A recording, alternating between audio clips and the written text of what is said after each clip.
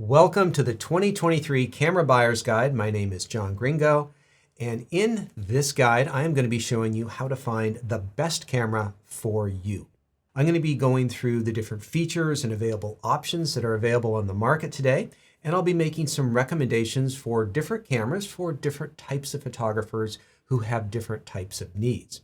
We'll be covering a lot of information in here, so if you are interested in buying your first camera or you're buying your 100th camera, you're a professional, there's going to be a lot of information that I think will be valuable to a wide variety of people.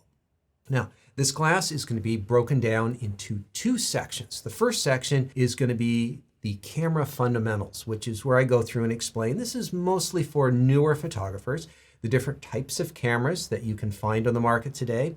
I'll look at some of the features that cameras may or may not have that you might find useful, and a little talk about some of the lenses and lens options that are available, because we are talking about interchangeable lens cameras in this particular class. The second half of this guide is on actual recommendations. I'm going to be talking about the different brands.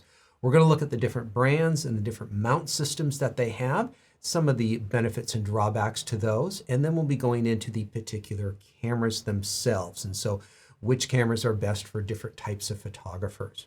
Now, along with all of that, these videos, is the PDF that comes with this class. And so this is going to go through and illustrate and have in print some of the same things that I'm going to be going through here in the class. And so if you want some additional information, some of it printed out, this will go along with it. It's free with the rest of the class, and that might be able to help you out in making a better choice in the camera that you want to get.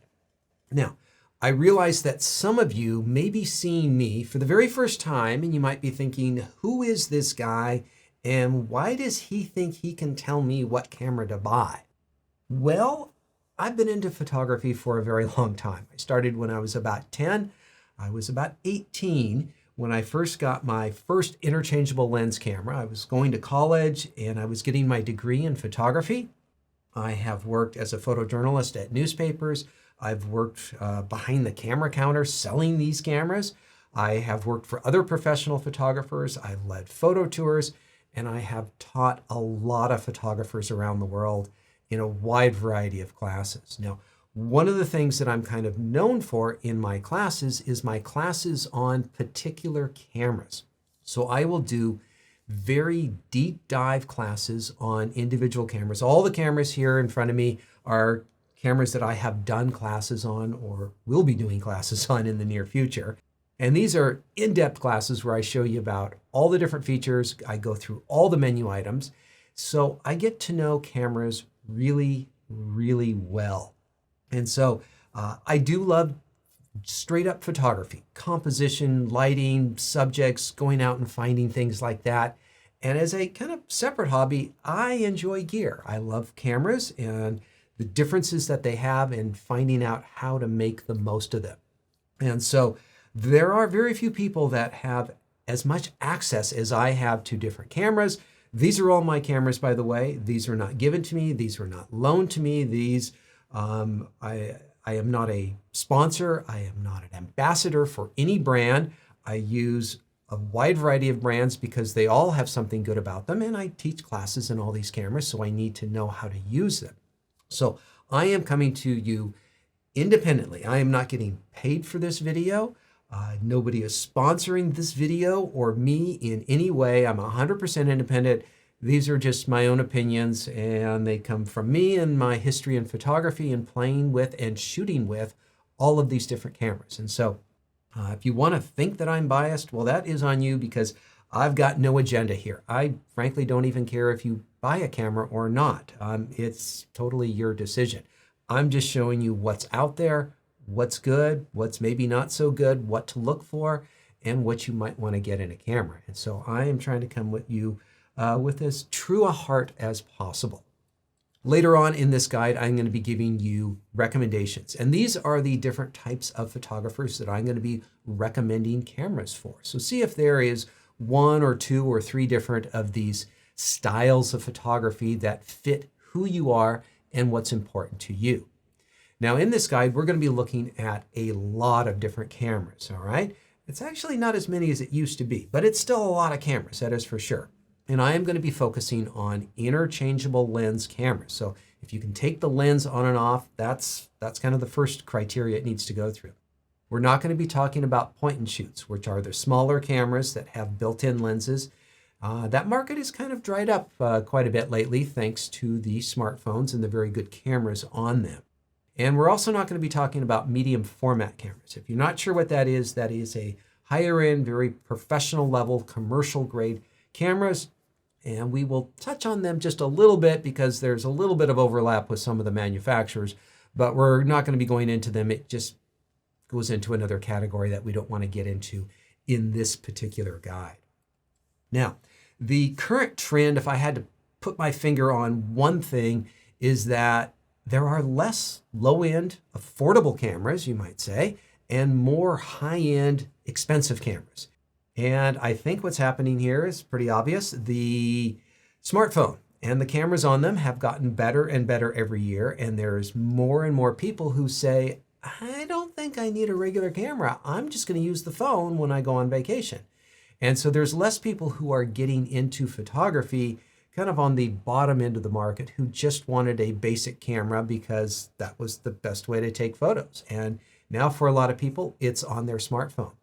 And so what's happening is the people who do choose to get into photography are doing it because it's a hobby, it's a passion, it's their job, and they tend to be a little bit more serious and they have a little bit more money to spend on things. And so we don't have a whole lot of cameras that are in the $500 range where you buy a body and a lens for that price. Even under $1,000, there's not a lot of choices with bodies and lenses that you can get. And we'll talk about those later on, but there's not as many. And so we're seeing more and more of these high-end $2,000, $3,000, $4,000 and more cameras. So the more questions that you can answer ahead of time, the better you'll be able to decide on what camera is right for you. So one of those questions is, what are you going to be photographing? Are you photographing people or landscapes? Are your subjects running around, or are they sitting still in a studio? Because that's going to kind of guide you in different directions with the available options. Are there features that you are currently using or you want to use that are important to you? There are some things that are pretty universal on all cameras, but then there's a lot of kind of higher end features that are only available on higher end cameras. What system requirements do you have? What I'm talking about here is the lens mount. Do you already have an investment in a camera or lenses that you just simply want to upgrade and kind of move along with? Or is there something that you want to completely start over with? Do you say, okay, I had this other system, I only had one lens for it, I'm going to sell it, and I want to start fresh. And so if you have a lot of lenses, which is something that many photographers collect over the years, you kind of want to stick with one lens system. And getting involved with a good mount system it's going to be a big topic that we talk about for this entire class. And then finally, what is your current and future budget? It's always hard to be on this side of the recommendations when I don't know what your budget is. This is something that only you can decide as to what you are doing. And it doesn't matter whether you're a professional or amateur, but you are going to have a budget that is a certain amount of money that you can spend on cameras and lenses. And you need to think about it because there are some routes that you can go that are going to limit what you can do. Other cases, there'll be routes that you can go that give you a lot of options because of that system in there. Something else to think about is how much manual control do you want over your camera? My guess is that if you are kind of interested in photography, you're going to want to have some manual control, but how much and how often are you going to be using the camera in manual? Because that does change the setup and the style of the camera. Just take, for instance, the focusing ring on the lens. If you're going to be in automatic all the time, you don't need a big, nice, smooth focusing manual focus ring. But if you're going to be doing that a lot, well, then that becomes a much more important feature. So that's something for you to think about. So a lot of general considerations before we dive into our first section called Camera Fundamentals. Here in Camera Fundamentals, we're going to be going through some of the most important aspects of the interchangeable lens camera and things that you need to know about before making a smart buying decision. We're going to start off with different camera types. There's a lot of different ways to categorize cameras, and we're going to talk about the modern collection of cameras that are available and the options out there. We're then going to go through several sections talking about the different types of features for exposure, focus, drive, and other features of things that you want to look for and how to compare cameras from one to the other. This first section is called camera types. We're going to talk about the different types of cameras that are out there and kind of what the trend is and what to look for. So the big trend over the last several years has been the transition from DSLR, digital single lens reflex, to a mirrorless camera system. So the benefit of this new mirrorless system that everyone's moving to, it feels like, is that we have a live sensor readout. So you get to see exactly on a screen what the camera is doing. You get to see the angle of view, you get to see any filter effects, which is the same as in a DSLR, but now you get to see a preview of your exposure, your white balance, any special effects that you're doing in camera that your camera might have the ability to do, like black and white or something else. And you get to see this all in real time just looking through the viewfinder. So it is very much what you see is what you get. And so this is a very big benefit of the mirrorless system. Now, there is also new focusing systems, tracking systems that are able to track a subject, a face, a person, a car, a motorcycle around the frame and focus on it at an extraordinary rate. The DSLRs over about 30 years really advanced the focusing system along quite a bit. And this whole new mirrorless tracking system is a turbo boost to all these changes. It has really been a huge change in the way people are focusing on action subjects. And this is also excellent with video. So if you are wanting to shoot video, the DSLR was pretty good. You did have to look at it on the back screen. You couldn't look at it through the viewfinder because of the system they were using. Now with the mirrorless, it's much better. It's still not, my opinion, the best camera to have for video because it's not a video dedicated camera, but it's got a large sensor. There are a lot of benefits to it. It's a small size package, and they are packing more and more video controls, and we'll talk about those in another section. Now, the digital single lens reflex camera has a large, sharp viewfinder. What's going on there is light passes through a prism system and a mirror, so you get to see out the lens with kind of the power and resolution of your own eyes, which is fantastic. It's clear, it's sharp, you can see in very low light conditions. It's great. You get to see the angle of view, whether you're in focus, whether the lens cap is on the camera, all sorts of great things, but you don't see a preview of the exposure, the white balance, and a number of other factors. And so it's not as good as the mirrorless in that particular category. Now, the DSLR is an evolution of the SLR, which started about 70 years ago now. And so the systems that are developed by Canon, Nikon, Pentax, and other brands is very highly refined at this point because this is a very, very mature piece of technology. So these have a large established system. So if you want to talk about the number of available lenses and remote controls and flashes and all the other accessories that hook up to a DSLR, there is a ton of them out there, still new and flooding the used market at this time. But the mirrorless system is where everything's going. And so if you want to look towards the future, it's where the mirrorless is. There's going to be DSLRs around for quite some time, and I've got nothing against the DSLR. I still have at least one in the collection here, but it's the direction of the industry. Now, what should you buy? Well, I think if you have nothing else going on, you should probably start with the mirrorless camera. The DSLR, I don't know that I want to say it's dead, but you're going to see that it's not doing too healthy at this point in time. And so if you have a DSLR, if it's working for you, great. Just keep going with it as long as you want to. As long as it's doing what you need it to do, just keep working with the DSLR. They're great. You can get great images from them, professional quality, and there's no reason to change to mirrorless until you see that it's doing something that you can't do right now. Now, if you have an existing DSLR system and you want to just upgrade, well, there are some models out that they're not brand new at this point now, but they do have some current models that are still available that are excellent cameras, and you can just buy a new camera and use all of your old lenses with it, and it's a minimum cost to you.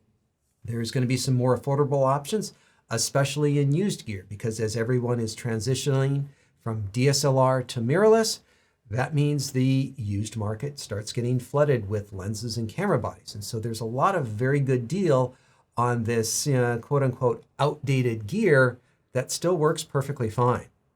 So how much are we into this transition from DSLR to mirrorless? So new cameras in the last 3 years that I have counted, and this is just from Canon and Nikon, I think we've had 14 new cameras with mirrorless, but only 3 DSLRs. Now, when it comes to lenses, which is really showing the health of the system, we have 37 new mirrorless lenses and 1 new lens for the DSLRs. And this is just with Canon and Nikon over the last 3 years. So you can really see how that shift in focus has been to mirrorless. Now, if I do this class again in a year's time, those numbers are probably going to be 0 in both cases on the DSLR side, because there hasn't been any introductions recently. Very much going towards mirrorless.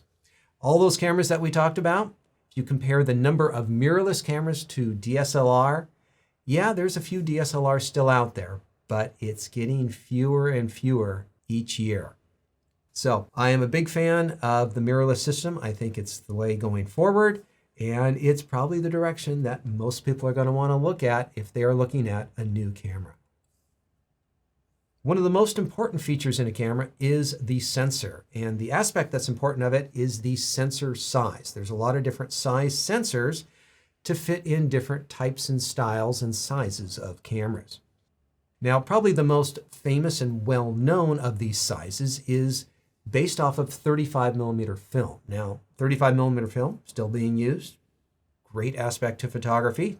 Not a lot of new film cameras these days, but 35mm film was the Goldilocks size of film after decades and decades of use. And so it was something that was very popular with amateurs and professionals alike. When we made the transition from film to digital, that was the gold standard that most serious photographers wanted. They wanted a full frame camera that was the same size as 35mm film. So of course the manufacturers endeavored to work and create full frame sensors. But those sensors are relatively large and expensive to build. Now, there are some people that want to go beyond that, and you can with medium format. So medium format is typically a professional commercial grade camera that offers an even larger sensor size. But for consumers and photography enthusiasts who wanted something that was more affordable or smaller in size, they made smaller size sensors, which would often fit into smaller size cameras that were also more affordable. Now, there's a lot of smaller sizes that were used in point-and-shoot cameras, and then even smaller ones that are used in smartphones. And so the size of the sensor has a big impact on the capability and use of a particular camera. So we're going to concentrate on the cameras that have interchangeable lenses that kind of fit into the category for this particular class. Now, a lot of manufacturers have made full-frame cameras because this is where a lot of people have set their standards, as this is the quality that I want to have.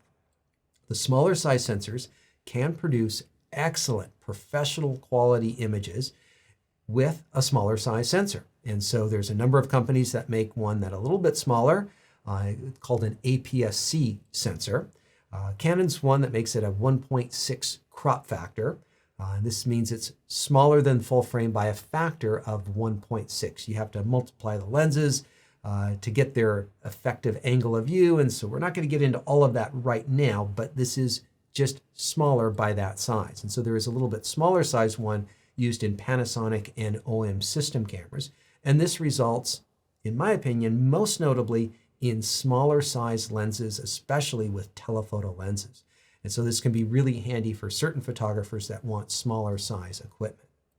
Now, in the kind of big scope of things, what's the difference between a big sensor and a small sensor? Well, with a big sensor, you obviously get bigger physical area and you can have bigger pixels, which are good for accumulating and recording light. You have more room to have more pixels, and so if you want to have a high pixel density, you can have a lot of pixels in a bigger area. Generally speaking, you are going to get better image quality with a larger size sensor given equal technology and time, you might say, as to when that sensor came out. And so generally, bigger sensors, better quality. Also going to do better with low light in most every case. And finally, you're going to have the ability to shoot with shallow depth of field. And so if you're into portrait photography or maybe even sports photography where you really want to separate a subject from the background, you'll be able to do that more easily, more costly, but more easily with a larger size sensor. Now, the smaller sensor is not without its own benefits. We get smaller size cameras and lenses, which means there's going to be less weight and less money.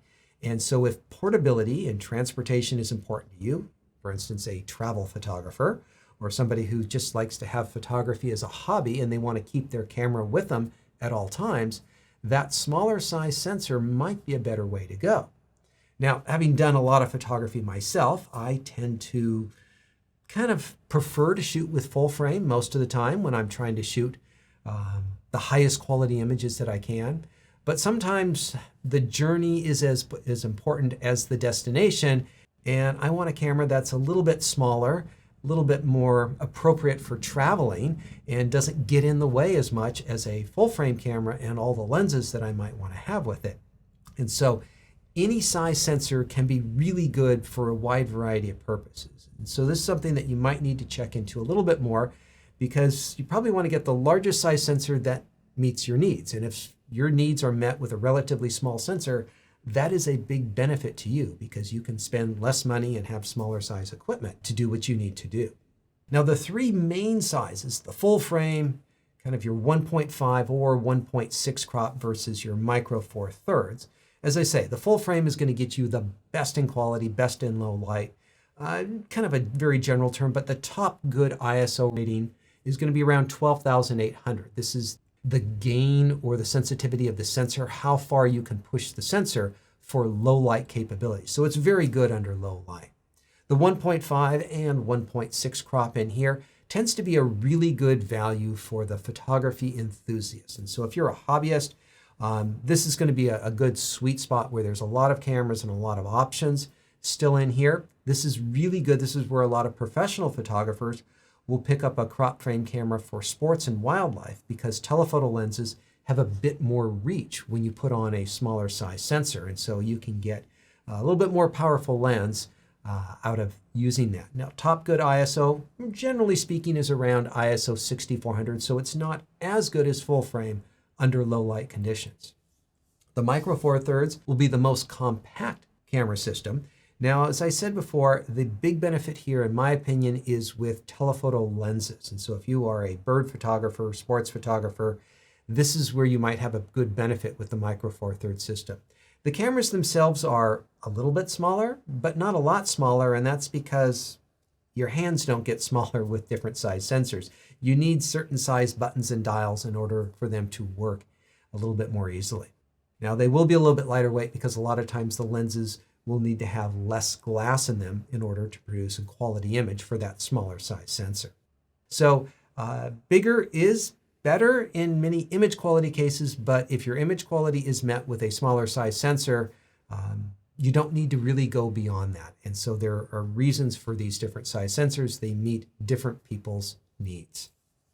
Now, the pixels, the picture element, of course, is where our picture originates, the light sensitive cell that absorbs and records the light. Now, a very common sensor will have 6,000 columns and 4,000 rows, which gives us a 24 megapixel sensor. And this is considered a pretty standard camera these days. Now, a decade ago, it was a very high resolution camera, but right now this is kind of your standard camera. And it's always good to compare, where does this fit on the scale? 3 megapixels was the first generation of digital camera. I remember 10 megapixels is when it equaled film quality, and that's when everybody got pretty excited about going into digital. Now, a 20 to 24 megapixel camera is, in my opinion, this is my opinion, professional quality. This is something that you can use for professional quality work, whether you're a wedding photographer, commercial photographer, advertising photographer. Most of the time, 20 to 24 megapixels is enough for the job. There are some jobs that do need more. And there are cameras with a little bit higher resolution. Medium high would be around 30, 32 megapixels. And there are a number of high resolution cameras that are anywhere from 40 to 60 megapixels right now. Now, in the world of pixels, less versus more. Let's talk about more first. So obviously you get greater resolution when you have more pixels. And so that's nice. You can make bigger enlargements. So if you want to print a poster size image that's gigantic and on the wall, this is going to work out really well for you. This is also going to give you more cropping ability. And so if you need to crop in and see smaller areas, you can do that more easily when you have more pixels. With less pixels, you can have cameras that have faster frames per second because you can shoot through more pictures and the data rate that you can store to the card is faster in that case. And so a professional quality sports camera is usually in the 24 megapixel range these days right now. There's less storage on your memory cards and on your hard drives or in the cloud, and that means you're going to have faster transfers as well. And so choosing the number of megapixels that's right for you is not just going with more is always better. There's usually a sweet spot that works well for what you're doing and what your needs are. Something else to consider is the size and layout of the camera. For a travel photographer, small size is paramount. You've got lots of other things to carry. You've got a lot of distance to go. You don't want to carry more than necessary. And so it's nice to have the smallest camera possible. But when you think about when you're actually shooting, the buttons you're pressing, the dials you're turning, how easy are they to access and turn and adjust? Is the camera something you like working with, or is it frustrating? So the exterior buttons and dials is something that you want to look at first, and look real carefully and think very carefully about how you use your camera and how you foresee yourself using the camera. Now, a lot of cameras are going to have, all cameras are going to have what's called a shortcut menu, sometimes called a function menu or a quick menu or possibly something else. And this is a place that you can go, digital interface on the back of the camera that allows you access to more features than you have access to on the physical outside of the camera. Now, if your camera is really small, you don't have as much room for buttons and dials, and that means you're going to have to menu dive more frequently than you would with a larger camera. And so it's a little bit slower to work with, depending on how many features and buttons you access on a regular basis. And so really think about how you handle a camera and what sort of features do you access on a regular basis. And so this is something that kind of really hits home to a lot of photographers because this is their tool that they're working with. How does it feel in their hand when they are using it? And so I love small cameras, but I don't like cameras that are so small they're aggravating to use. And so this is why I very much encourage people to get a camera in their hands, if at all possible, before you buy it, so that you know that it feels comfortable to the way that you like to work. Now, under the camera types, there's also different brands. And so these are some of the most popular brands out there. They have been making quality cameras for quite some time. But within these brands, there are different lens mounts and different subsystems, you might say, of lenses that you can interchange back and forth. And some have more compatibility than others. Now, generally speaking, and this is for the person who's brand new to the photography world, lenses from one camera will not fit on another camera, generally speaking. Now, there's a lot of adapters that can be used nowadays. And nowadays, there's a little bit more in the options for adaptable lenses. But with all these different manufacturers and all their different lens mounts and lens systems, the only commonality we have is the Panasonic L is shared with the Leica L mount. So they make bodies and lenses that can be shared back and forth. Panasonic also shares the Micro Four Thirds mount with OM Digital Solutions. Now, having said that they do share the lens mount, they'll work, they'll autofocus, they'll exposure, things will generally work correctly. But in some cases, if you have an Olympus camera and you want certain features to work, you have to have an Olympus lens to get 100% compatibility. And so there are still good reasons why you want to stay with your name brand lenses on your particular camera because you want everything to work just right. We'll talk more about lenses later on, but just be aware that there's a lot of different lens mounts and different systems that you can get into. All right, let's take a look at some of the exposure features that you are going to find in a modern camera. So the way that the exposure is handled on most modern cameras is with a mode dial. Now, some cameras have started to move away from this and they use a mode button. You press the button, turn a dial, and it essentially becomes a mode dial with more options.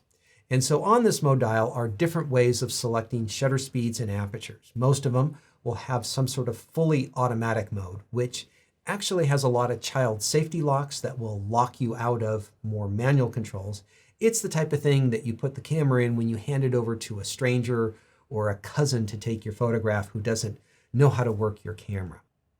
Next up is a scene mode. Now this might be a landscape mode, it could be a sports and action mode, a portrait mode, or something else. And this is where the camera now has a little bit better idea of what you are trying to take a photograph of, and it gears the camera a little bit more for that. Important to note here, whenever you set the camera up manually, you can actually do exactly what the camera is doing in any of these scene modes. The camera is not doing anything that you can't do manually. It's just, you got to know how to do it. So if you're going to hand the camera to a friend for a particular style of photography, yeah, you could use these scene modes. But I think most people who are into photography, they want to get into the more manual modes. Now, most all the cameras on the market are going to shoot video as well as stills.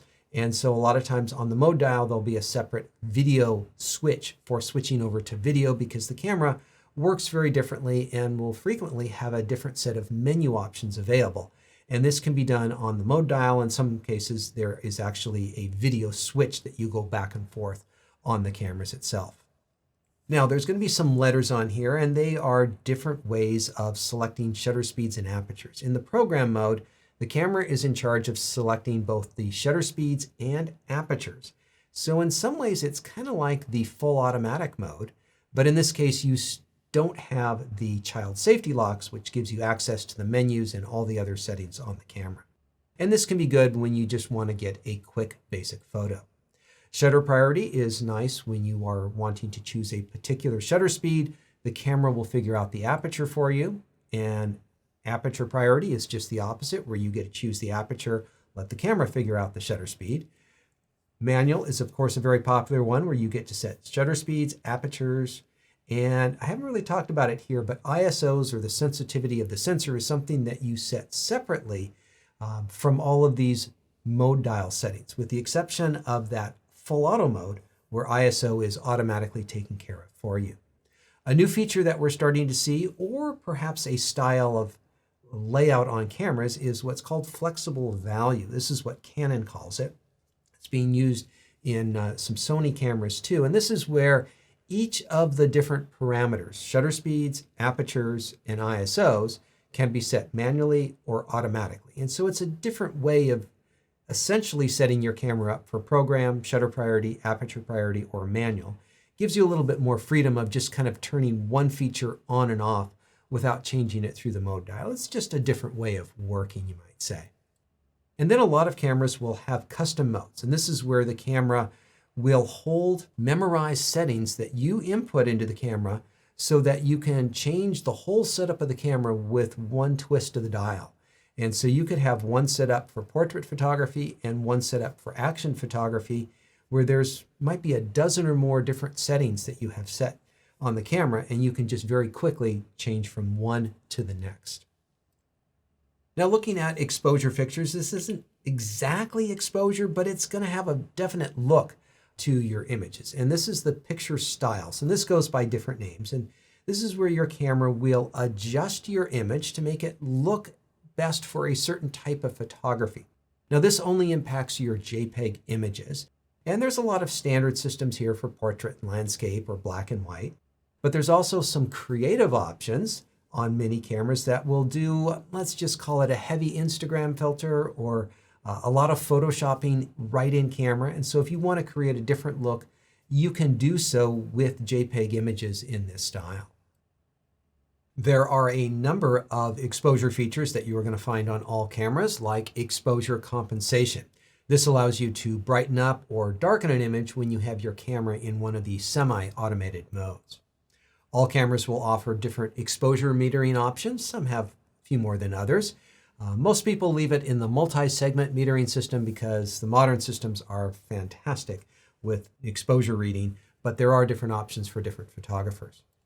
Auto exposure bracketing looks like exposure compensation, but this is where the camera will automatically fire through different types of exposures so that you can have this done more quickly and automated. And this can be helpful for some different types of photography. One of the features that's quite common on mirrorless cameras now is the histogram. And this is a great way of reading the light that's coming into your camera. And it's not just a single dot, whether it's underexposed or overexposed. This is telling you the range of light and where that is. Is it on the brighter side? Is it on the darker side? It really gives you some very helpful information when you know what you're looking at on the photo, comparing it to the histogram. It can really make sure that you get the perfect exposure out in the field. Highlight alert or zebras can be very handy for people who want to see when their pictures are becoming overexposed. It shows you these zebra stripes on pixels that are becoming overexposed. And it's a great alert to let you know that you are going beyond the range that the sensor can handle. Another feature a lot of cameras have, and this is going to work generally speaking for JPEGs only, is that the camera will do a high dynamic range. It'll shoot a series of photos and it will combine them all in camera so that the camera can better handle a wide range of light. Now, the problem with this is that generally you can't move moving subjects with it. It's only going to result in a JPEG image, and there are a lot of post-production software that will probably do a better job than what your camera can on its own. It's nice to have it in camera, it's convenient, but it's generally not the best way to do this type of photography. Let's talk a little bit about some of the different focus features that you're going to find on cameras. The first thing to look for is, how do you change from manual focus to autofocus? Because there are reasons why you do want to use autofocus and reasons why you might want to use manual focus. It might be a switch on the body. There could be something located there.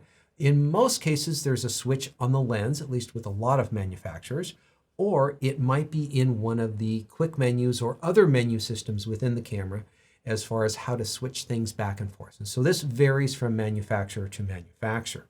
Now, if you are manually focusing, one of the key things you want to look at, something I'm a little bit of a snob at, is the manual focus ring. I like a nice wide manual focus ring that's easy to grab onto, that has a nice dampened feel. It's got just a little bit of flow to it, you might say, that's not too stiff and not too loose.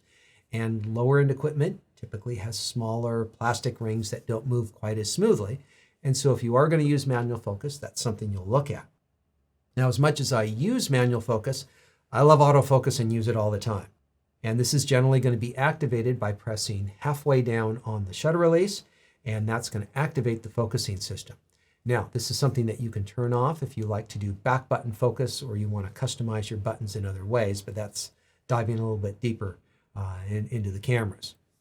So when it comes to the focus mode, we have a few options. We talked about manual focus, and this gives you some very nice, precise control. Maybe you're in the studio or shooting landscapes and your subject's not moving around. That can be an excellent choice.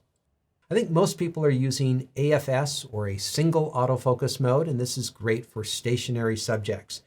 You can lock your focus on a subject, recompose to get the exact composition you want. This is a good standard photography.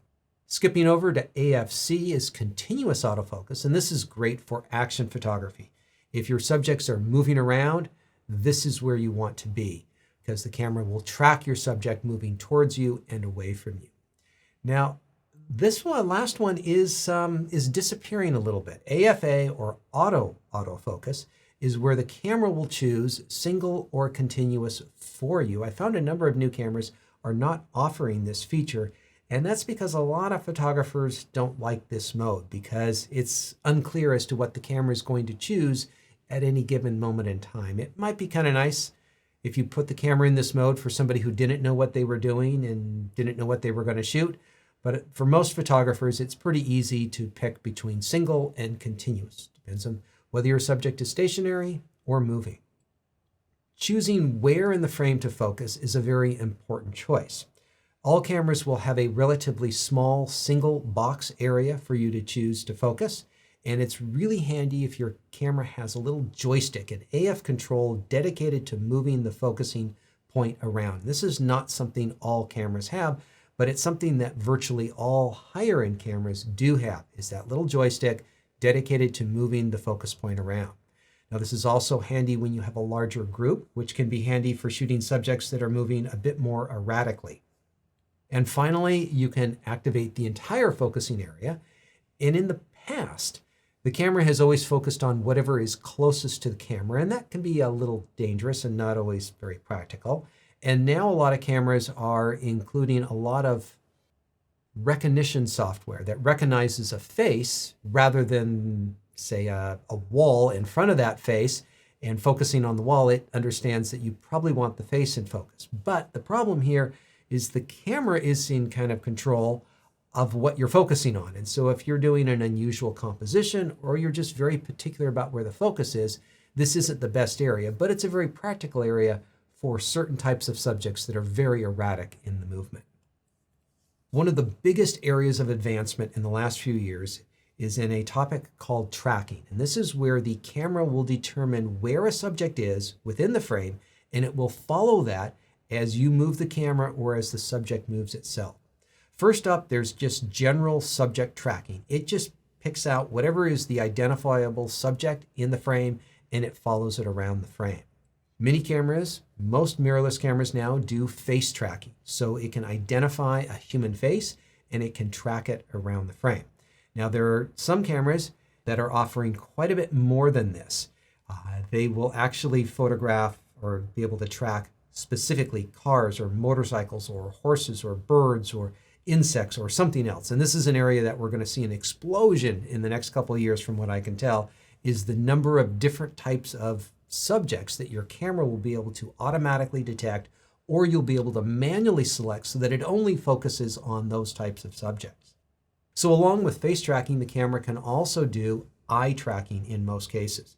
And this can be very handy because when you're doing a portrait, if you have very shallow depth of field, you may not want the tip of their nose in focus or their ears, but you want their eyes in focus. And so if you are doing portrait photography, eye tracking is a fantastic tool for making sure that your focus is spot on. Number of other tools that you might see. Focus peaking. This can be something that can be helpful from time to time. It's not something people use on a regular basis, but it shows you in a shimmering highlight area where your zone of in focus is. It can be a quick way of seeing when you're looking at the whole frame as to where you are focused. The focus guide can help you manually focus with some visual diagrams that show you when you are in focus and what way you are out of focus, and essentially which direction you have to turn the lens in order to focus. Focus bracketing is a very cool feature because what it does is it takes several photographs, moving the focus point a little bit further away with each photograph so that you end up with a series of pictures that can then be used with post-production software in most cases. Most cameras won't do this in camera, but it is possible with some. And so you use post-production software so that you can capture this infinite depth of field from close up to far away. This can be very handy with macro subjects, close-up subjects. I found it very helpful in product photography, but the key thing is that you need to have stationary subjects and your camera needs to be on a tripod. So it is limited in the type of subjects that can utilize it. Let's talk about the drive and shutter features now. So there's a lot going on with taking one photo and the next, as well as how the shutter works. First up, pretty much all cameras are going to have a general drive mode, and this is where you select single and continuous shooting for the most part. So single is where a lot of people leave their cameras. You take one picture at a time. It's the most basic mode. A lot of cameras will have a continuous low setting so that they can separate low versus high speed. This could be anywhere from 3 to 8 frames per second, and it's nice when you are wanting to shoot a series of photographs, but you don't want to get too carried away with shooting too many pictures. A continuous high shooting, well, that can vary anywhere from 5 to 10 frames per second in many cases, and this is where you are getting the full capabilities of the camera. You're getting the maximum resolution. Everything works as it's supposed to. And one of the other little trends in cameras is we now have a continuous high with a little plus beside it. And what that little plus means is we're going to go even faster, but everything else on the camera may not work totally normally. There may be limitations as to what you can turn on, what you can use, or the type of results that you will get. And so there is a certain sacrifice to be made to get to this absolute highest shooting rate.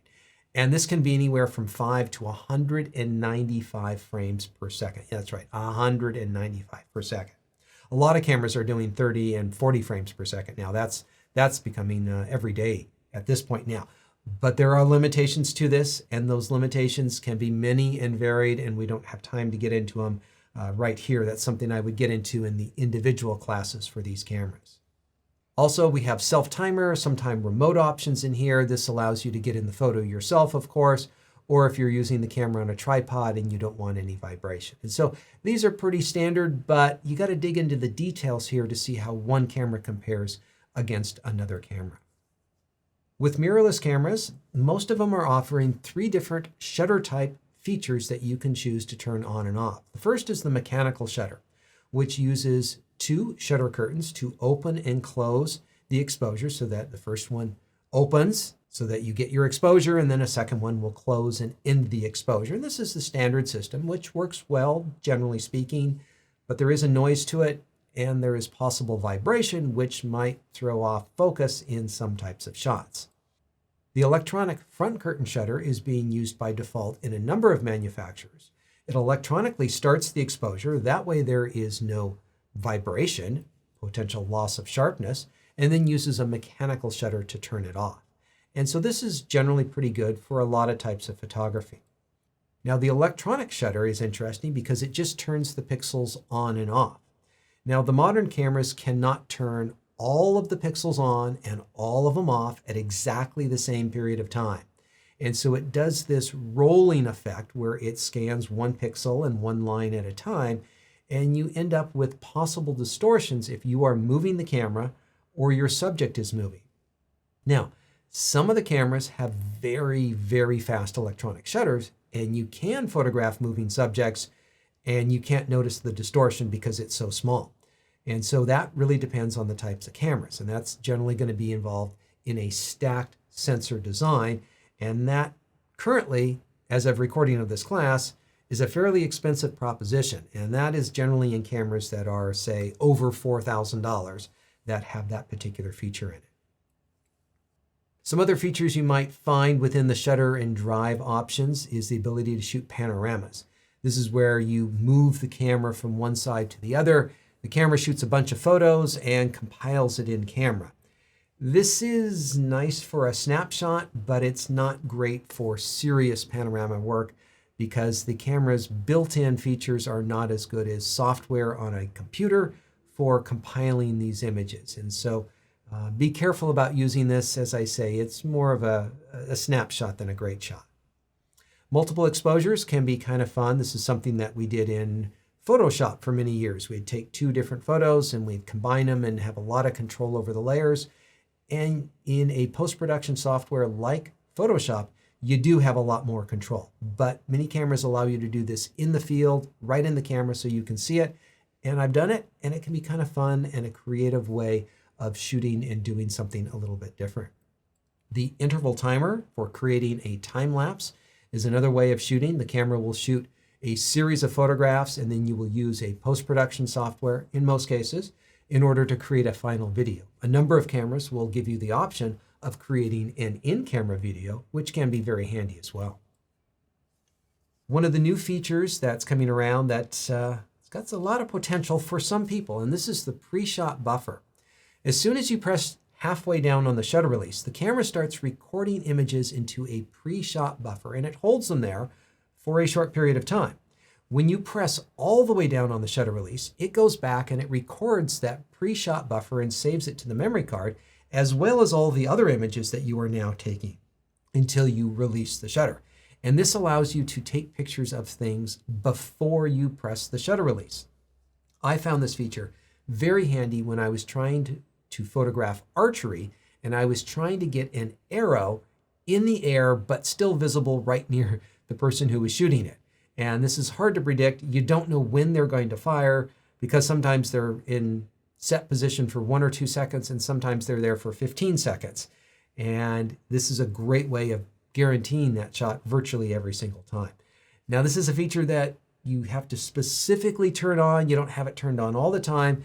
It's for very particular needs. It's not something that's just always there in the background, at least at this point in time. Pixel shift is used for high resolution. When you want to get even more information recorded by your sensor, what it can do for some cameras that have this feature is it moves the sensor by 1 pixel or 1/2 a pixel to record light from different areas to get either better color accuracy or better color resolution. Now, this is something that technologically it is very cool. It's something that can really give you a bit more resolution than what your camera can naturally do. However, it usually requires special software in order to combine all of these images to create a higher resolution image. The resolution that I have seen from the variety of cameras that I have played with is not enough, at least for me, to want to use this on a regular basis. It's a bit of a hassle to use, and you are getting a bit more, but you're going to have to send it through your own test to see if it works for you. Now, it is also a bit challenging because the sensor is shooting multiple photos. Your subject shouldn't be moving, otherwise that may cause some problems on the final image. And so this is best in product photography or architectural photography. It not always so good for landscape photography. If there's trees, leaves, grasses blowing around in the wind, that could cause some problems with it.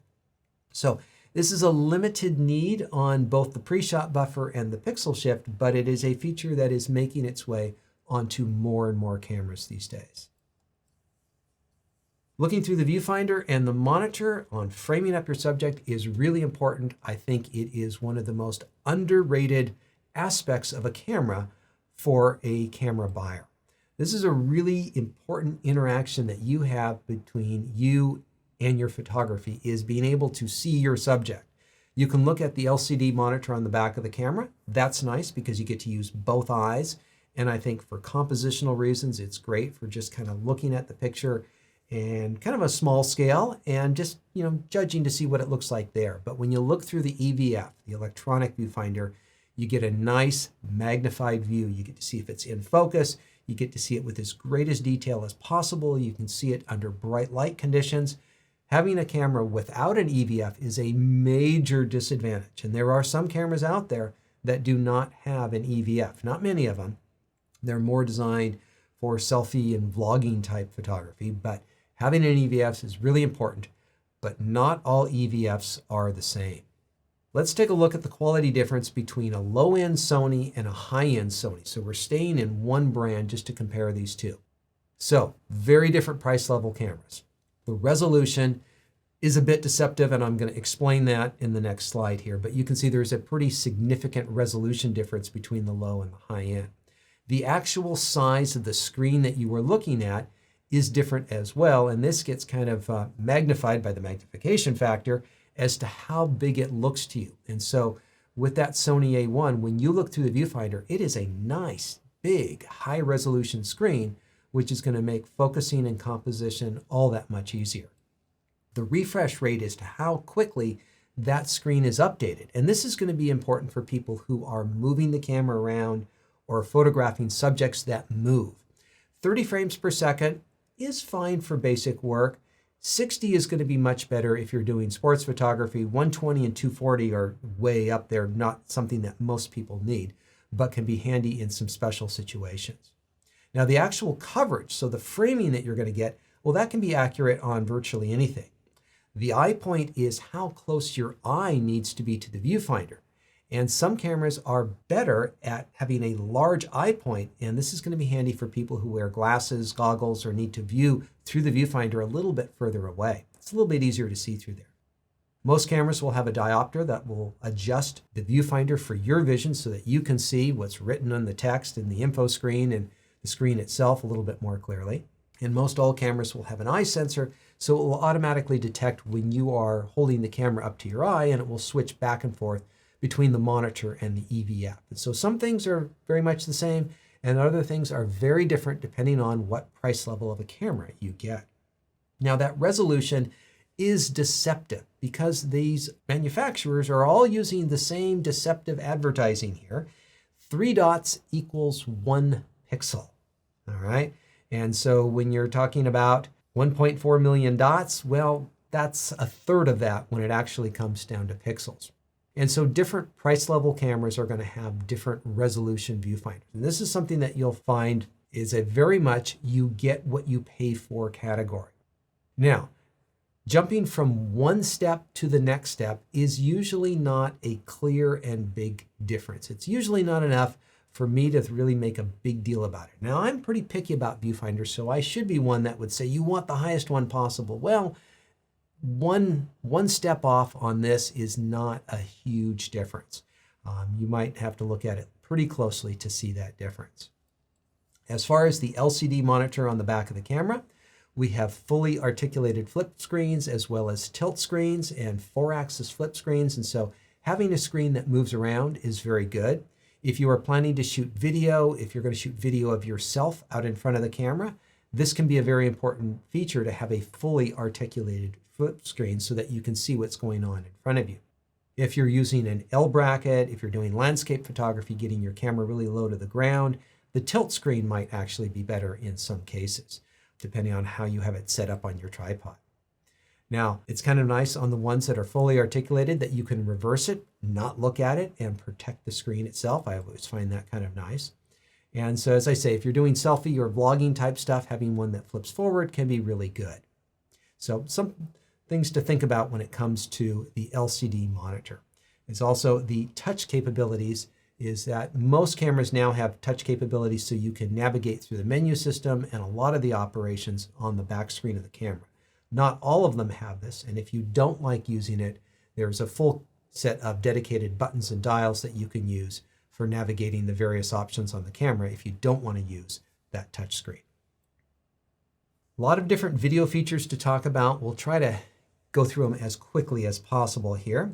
There's a lot of different options when it comes to video cameras, and these mirrorless cameras and DSLR cameras, well, they're going to be kind of in between. They're going to give you very good image quality for the size of camera, but they don't have a lot of the video features and controls that you would have of a higher end video camera. But it is one of the most effective ways to get a really high resolution video from a pretty small package. And so first thing you want to look at is what resolutions are available. 4K is pretty standard these days, and many cameras are now delivering 8K video. So if you need very high resolution, there's a lot of options out there, but it does go through a lot of data. So you want to be very aware of what your final use is for video before choosing which format.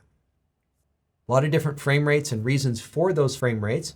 And so some cameras will be able to shoot in the slower frame rates that are more cinematic, like the 24 frames per second.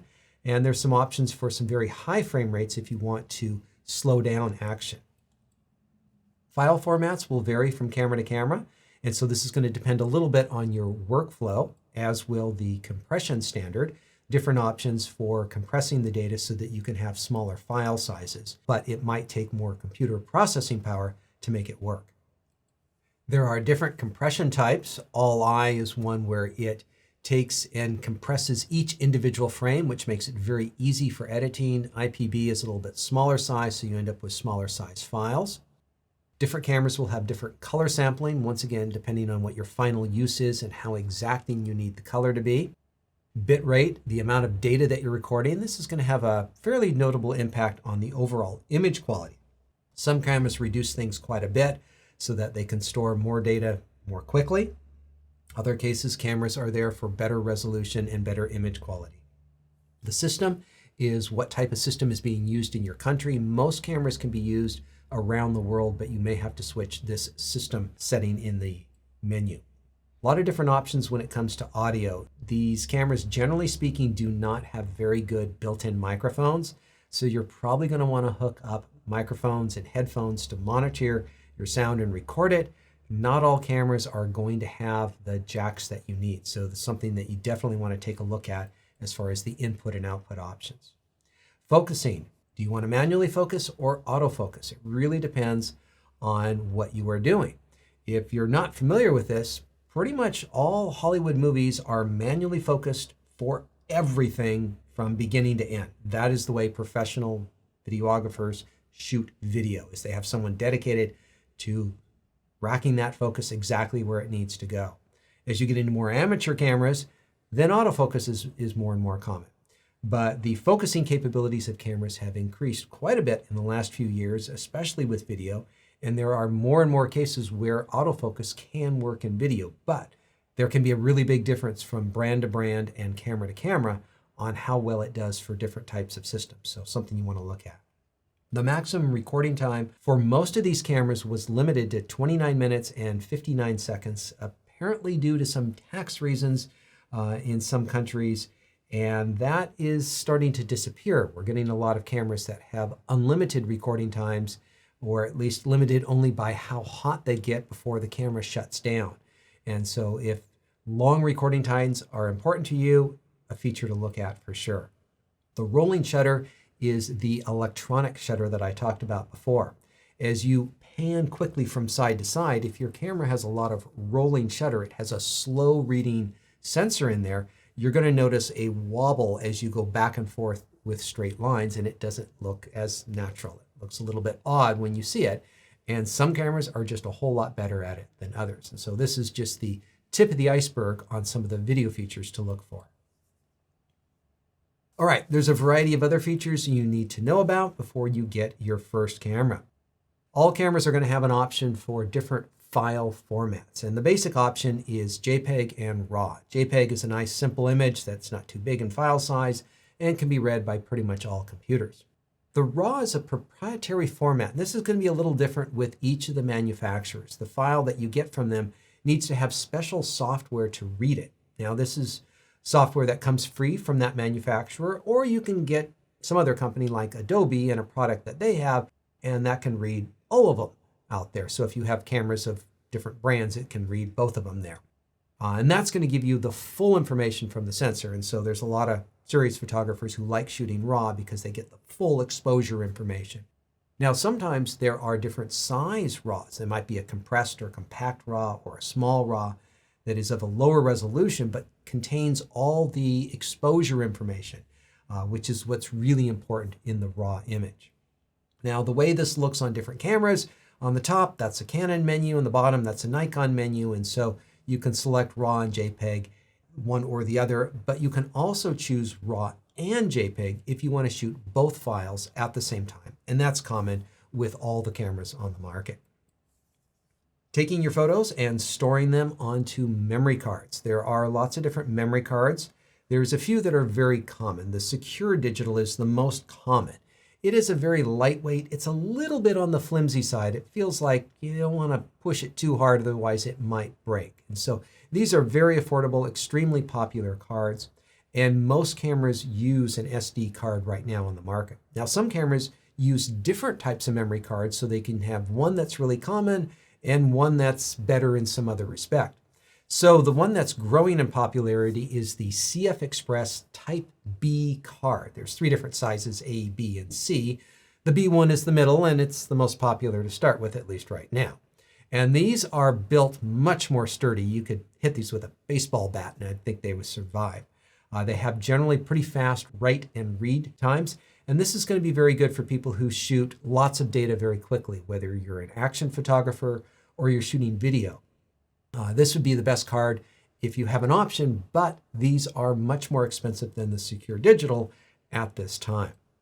Now, the compact flash card is very much disappearing these days. I haven't seen a new camera use compact flash in probably about 5 years now. And so this is something that was commonly used on the DSLRs, but I don't think any mirrorless cameras use the compact flash card. So we're going to be saying goodbye to that one very soon. Stabilization is a big and popular feature in cameras these days. For many manufacturers, it is built into the lenses that they offer. And so their lenses will have a feature that you can turn on and off for stabilization. With a lot of the manufacturers, they may or may not have it in their camera bodies as well, in addition to or instead of in the lens. And so you might find it in one, the other, or both. And in some cases, if it's in both, they combine to make super stabilization. And this can be very handy when you are shooting photographs of static subjects and you're not on a tripod.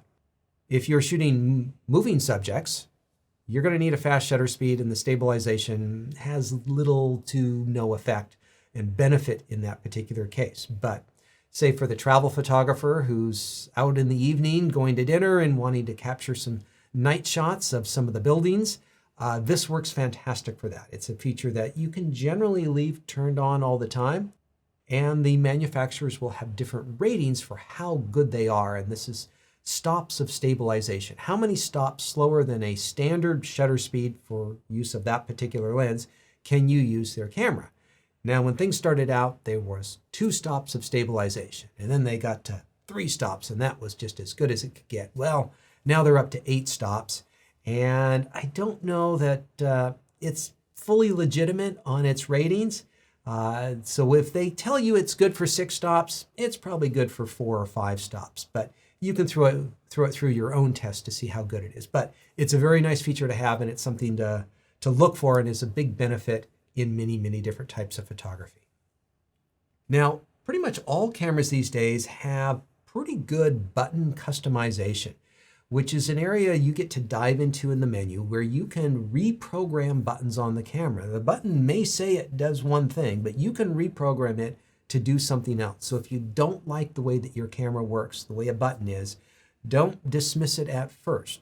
Check out what sort of customizations can you do, because there's a lot of cameras that have a lot of very cool things that you can do to it. All right, we are talking about cameras that use interchangeable lenses, so the lens is a very important aspect to it. Now, this is not going to be a full-blown lens class. We do not have time for that right now. But let's talk about our 2 basic types of lenses, prime lenses and zoom lenses. And so the focal length is the most important factor on a particular lens, closely followed by the maximum aperture, which is telling us how much light comes in. Now, there are a lot of other things to consider when it comes to lenses beyond just the focal length and the maximum aperture. Some of these are listed right on the lens itself, its minimum focusing distance. You want to take a look at the manual focus ring, the zoom ring, how easy does it turn, what size filters does it use? Does it have an actual aperture on the lens, or do you do that through controls on the camera body? Larger telephoto lenses will have additional features and buttons that you control. Generally speaking, the more buttons and dials on your lens, the more you can do with it. You don't want to interfere with what you're trying to do out in the field, but having these options is generally a good thing. One of the great things about interchangeable lenses is the ability to have a wide variety of focal lengths. Each focal length has different things that it's used for. It's a different way to capture a subject or to express your creativity. And so these are the tools that you're going to be using, and I think it's nice to have a range of tools. I think most photographers are going to want a range somewhere from 24 to 200, possibly beyond, depending on what sort of work they do. Now, these are the focal lengths when you are using a full frame sensor. It's a little bit different when you're using a cropped frame sensor. So here are those numbers that go along with the crop frame sensor. Now, the idea is that in the middle of the range, at least for full frame, we have 50, and then we have some moderate telephotos and wide angles, and then we go a little bit more extreme and a little bit more extreme. Depending on the type of work that you do, you're going to find that different focal lengths are of different benefit. In landscape photography, something around a 24 is really nice, but also a 200 is as well. If you get into portrait photography, you're going to find that you're looking at short telephotos for a lot of your work. It's not that you don't use other lenses. It depends on your style and what you're trying to capture and what you want in your final image. Into sports photography, you're going to find those telephotos most useful most of the time. But for general purpose, you're going to want a little bit of wide angle and you're going to want a little bit of telephoto. And that's something that you can find with all the manufacturers. But some just offer a few more options than others. As I mentioned before, there's a lot of different brands, and within each of the brands are different lens mounts and lenses that are dedicated for that particular system. And that's the ecosystem that you're going to get to work with when you get that particular camera. And there's a lot of options out there. Canon right now has 5. Nikon has 4 different systems out there. Olympus, well, they have 1. They had one that's recently discontinued, so they did have 2 not long ago. Sony's discontinued 2, and so they're down to just 2 systems right now. Panasonic is kind of going back and forth between their 2.